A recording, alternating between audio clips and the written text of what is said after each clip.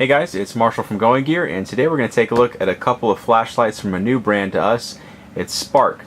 We've got the SL5-180OW and the SL5-210CW. Basically the same light.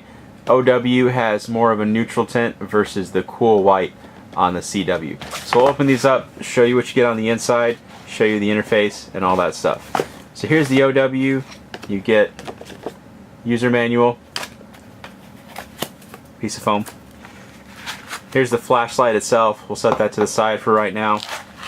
Here's the holster and a couple of accessories that are in here. You get the spare O-rings, and then there's actually a lens in here as well, which is kind of neat because it's a frosted lens instead of the regular clear lens that you get on the light. You can actually take the bezel off, take the lens out, swap out the lenses, and we'll do that here in just a little bit just so you can see how that works.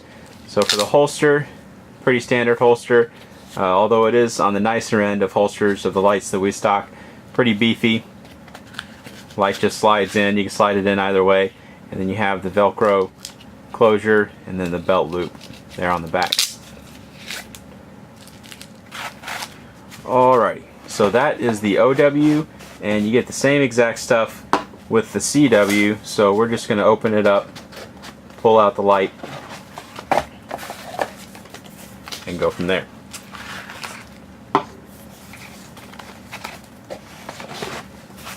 Okay, so we got the two little lights. They're both AA powered lights.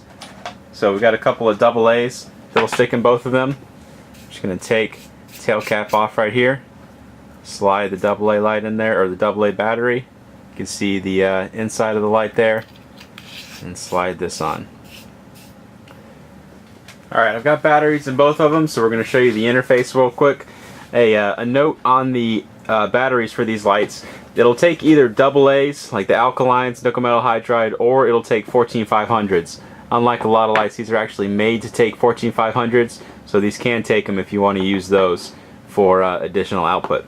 So the interface on these is pretty cool. You have two switches. You have one on the head, one on the back, and unlike a lot of the lights that have the two switches, these two switches actually do the same thing. So you can have the head be your main switch, or the back, whichever you prefer. But either one, just tap it and it'll turn the light on, and then when you press and hold, it'll cycle through 4 different outputs, and you can just let go when you see the one that you want, and it'll memorize that. It has short-term memorization with regular AA's. It has long-term memorization with 14500s. So you have the 4 different modes. You also have an additional mode. They call it the super mode. If you double click in any of the modes, it'll put you in to that super mode, which is going to be the highest output. Like I said, same interface when you use the switch on the back. So tap it, turn the light on, press and hold. It'll cycle through 1, 2, 3, 4, and then double click to get into your highest output, the super mode. So you can use either switch, whichever you prefer. Nice styling on these. They do a really good job on the machining and anodizing, making the lights look pretty cool. Alright, the diffuser that I showed you earlier is really easy to get in. You just unscrew the bezel and get that lens out. The regular clear lens, just set that to the side, and then you've got your frosted lens that you can stick in there. You can see already what it's going to do. It's just going to take and diffuse the light instead of having that spot that you get with the default lens. Okay, here is the cool white version, and it has the frosted lens on it. We'll go ahead and turn it on just so you can see.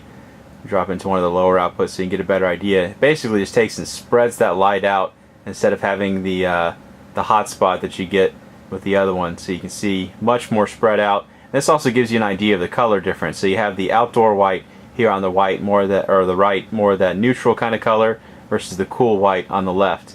And as you can tell by the numbers of the actual models, the 210 is the lumen output versus the 180 on the neutral white. So you do get higher output on the cool white. So if you want higher output, go for the cool white. If you want the better colors, better greens and browns, go for the neutral white. Okay, here are the two SL5s with those XPG LEDs, big 40 mag light. Let's go and try that mag light out first, see how it does. There's a tree at 15 feet. or a bush at 15 feet, tree out there at 100 feet. Same as it always is. Alright, let's try out the sparks, see how they do. There it is on high, that's the cool white. You can see 15 feet, no problem, 100 feet, no problem. And not only does it light up the tree really well, but it also lights up everything around it, and pretty much everything for, I'd say, probably 50 to 100 feet. The spill illuminates all that really, really well. We'll cycle through the different outputs. And just so you can see, the lowest is actually enough to light up the ground in front of you. Plenty sufficient for up close tasks. Here's the neutral white version. Make sure I have it on super. There we go. Shine it around a little bit. You can see the difference in the colors in the cool white and the neutral white. So greens and browns look a lot more green and brown. You get a higher CRI on the neutral, and then same outputs that you have with the other one. All right, let's put them both on super. We'll get them side by side. There's your cool on the left, neutral on the right. We'll shine them around a little bit so you can see the differences.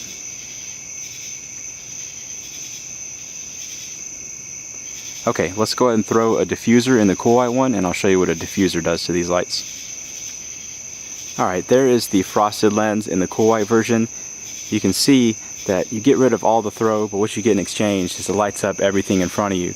So when I shined it at the ground earlier, you saw that just a little bit was lit up, but now you see basically everything in front of me is lit up. So it's basically all spill, you lose all the hot spot. I really like this. I think it's a very useful beam, especially for lighting up everything in front of you. Don't get a whole lot of distance, but I still find this kind of stuff very, very useful. So there you go. That is the new Spark flashlights. These are the ones with the XPG LEDs. If you like them, you can get them from us at goinggear.com. If you have any questions or comments, you can reach us in the comments or at goinggear.com. And if you like the video, be sure to subscribe. We put out a heck of a lot of flashlight videos.